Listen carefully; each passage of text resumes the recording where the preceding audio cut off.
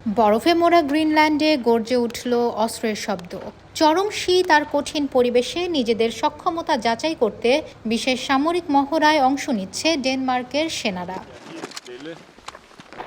Arctic অঞ্চলে সামরিক প্রস্তুতি জোরদার করতে গ্রিনল্যান্ডের নুক এলাকায় চলছে ডেনিশ বাহিনীর বিশেষ প্রশিক্ষণ মহড়া আর্কটিক এন্ডিওরেন্স। এই মহড়ার অংশ হিসেবে সেনারা অংশ নিচ্ছেন লাইভ ফায়ারিং অনুশীলনে, লক্ষ্যভেদ অস্ত্র লোডিং, শুয়ে ও দাঁড়িয়ে গুলি চালানোর মতো বিভিন্ন কৌশলে প্রশিক্ষণ নিচ্ছেন তারা। তীব্র ঠান্ডা ও প্রতিকূল আবহাওয়ার মধ্যেই চলছে এই অনুশীলন।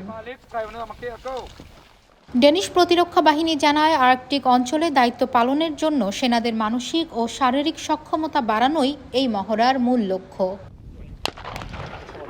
এরই ধারাবাহিকতায় রবিবার নুক বিমানবন্দরে পৌঁছায় ডেনিশ সেনাবাহিনীর আরও একটি দল।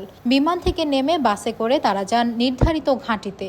একই সঙ্গে আনলোড করা হয় প্রয়োজনীয় সামরিক সরঞ্জাম ও রসদ।